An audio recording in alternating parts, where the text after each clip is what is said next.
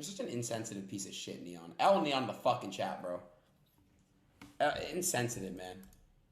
Insensitive. Just seriously so fucking insensitive, dude.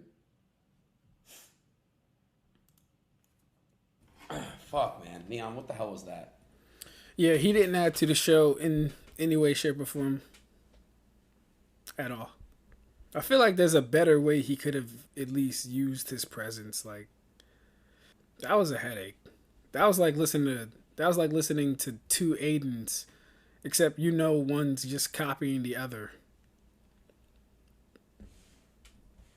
Andrew, you there? I kicked him. He's gone. I just looked up. You kicked your little friend? Why? Yeah. He was being super insensitive, man. You know, I had to make sure he's out of here. I genuinely didn't hear a word. I didn't have my headphones on. What was he saying? He was just being too toxic, man. He said some shit about me and you, and it's just not right, you know? I didn't like that. I don't like anyone that's just disrespectful. Well, normally when I do emergency meetings or I do these lives, I try and give a lot of value and help people. But when I do them with you, I just like to sit and chill and talk and like waste time, because when it comes to wasting time, you're a fantastic person to speak to. So I try and just like have a pretty generalized, relaxed cigar. So do you gain anything out of talking to me? Anything? Absolutely nothing. You have never said anything that has made me think for more than a fraction, not even a fraction of a second. Everything that's come out of your mouth, I've already known what it's gonna. When you start a sentence, I know how it ends, and it's boring the whole way through. You've never said anything that has made me contemplate anything ever. I just sit here and educate you, and you half listen, and I educate the audience by extension, but I gain absolutely nothing at all from it. So normally I think, oh, I'm going to talk to Adin. I'll just smoke a nice cigar, drink a coffee, chill, relax. So to do that, I do agree it should be a pretty happy environment. We don't need toxicity in this environment because there's no value being displayed unless I give the value. I don't gain any value from anybody, especially not fucking you. So all in all, let's keep it pleasurable and happy and friendly. For sure, bro. Damn. I mean, I never knew that, bro. I thought you've at least gained something. You could say something. Make me learn. Make me think. What do you want to talk about? Let's talk about something interesting. I would love to talk about it. I like talking about history. Do you know anything about history? Of course. History teaches you about the future. I know a lot about politicians. I know a lot about a lot of stuff. I've actually been doing a lot of research. Well, then tell me something. Let's have a discussion. In your personal belief, Andrew, who is the most important man in history? And I want to hear you. Listen, Adin, I am a professional. I told you to tell me something. I didn't tell you to ask me a question. Teach me something. Give me some value. Go on. Say something which is interesting. Start a conversation which genuinely requires us both to explain our opposing viewpoints, and the people at home can extract and extrapolate from the conversation we have. I got it. And gain a new worldview. I got it. The educational system is extremely outdated, and it's meant to set people up for laboratory jobs and stuff. That's true. The educational system is outdated. I agree with you, and I do agree with you also that it's designed to set people up for the slave mind, for the worker mind, the hive mind. Yeah. Tell me where. So where did you come to this conclusion? How did you decide this was true, Adin? Tell me. When you really decide and think about things. For example, I saw something that you said, but I don't just get this information from you. It's common knowledge. When you go to college, you're in debt, right? When you apply to schools and stuff, and you get a degree, you're taking out loans for school and stuff. You're getting loans for textbooks. You're paying a dorm, etc. You're in debt, and then after that, you have to go to school and work off your debt. Then before you know, you buy a house. You're always in debt throughout your whole life. So I feel like school sets you up to be in debt and to keep you low. But when people that think outside the box and really skip these regular ass jobs of working for other big corporate companies and stuff, then that's when they're not really living in debt. Does that make sense? And it's not really full freedom, but it's at least a little bit more freedom than it is living a regular in debt life.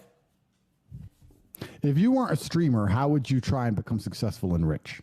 It would be hard, but I think the way I would do it is networking and becoming and finding out ways in entrepreneurship. I'd figure it out. I would figure it out, bro. No, give me something specific. What would you try and do? Flip things. I would find ways to make money out of thinking outside the box, something that nobody's doing, something that is very, you know, unique. Real estate, investing, crypto, shit like that. You just said, I'm going to think outside the box and do something that nobody else is doing, and named crypto and real estate as those out-of-the-box ideas that nobody else has ever thought of or tried. Perhaps the most in-the-box ideas that everyone on Earth is already trying to do. Listen, man, we were on a good discussion, babe. I was telling you my knowledge of what I analyze about the world. I've also analyzed a lot of things that people do. Like, for example, can I say something that's super fucking ironic? I showed you my watch collection. Wearing iced out diamond chains to me is super cringe because there's no point of it except to look good. But they're trying to impress people that generally don't care about them. They're trying to impress people that, when I say that, I mean people are referring to who wear chains. Okay, like, so now because I'm a genius, what I'm going to do is I'm going to actually start providing some value to the people who are watching us now, because they've watched enough bullshit. So let's make people actually learn things.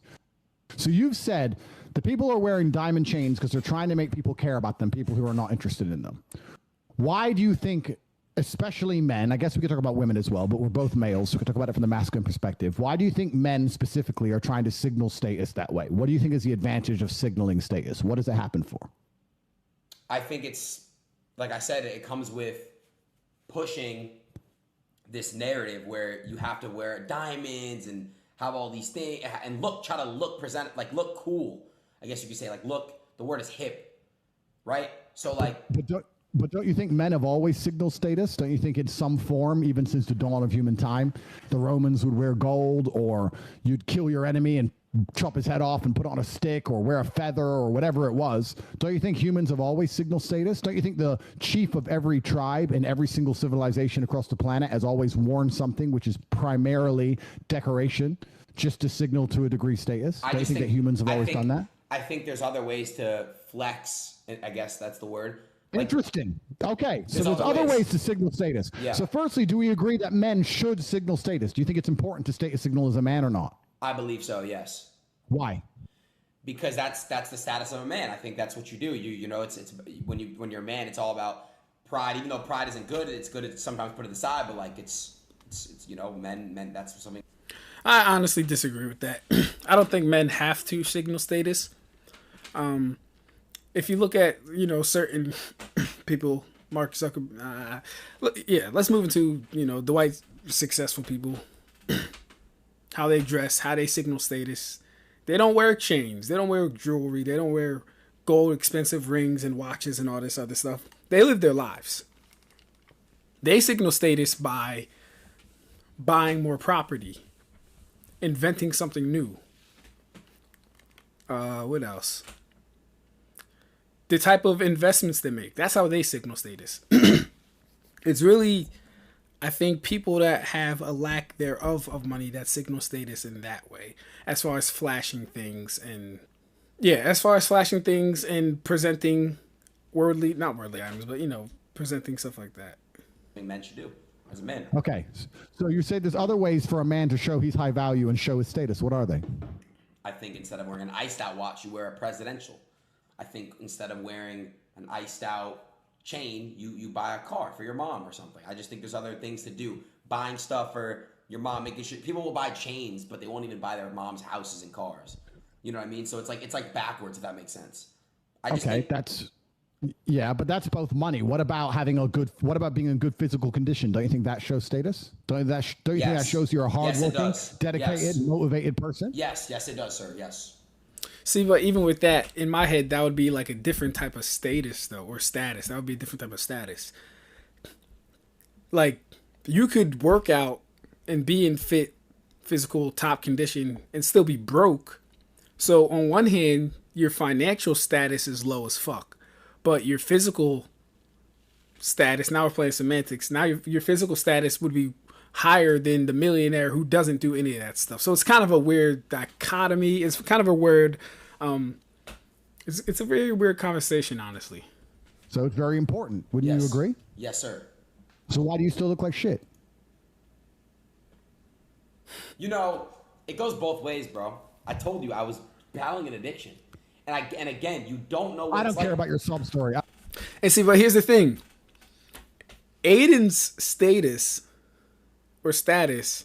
is literally being confirmed by the people he's around and the people he associates himself with. Like every time we see an Adin and Andrew Tate collab, Andrew Tate's status is affirming that Adin's status is somewhere close to his.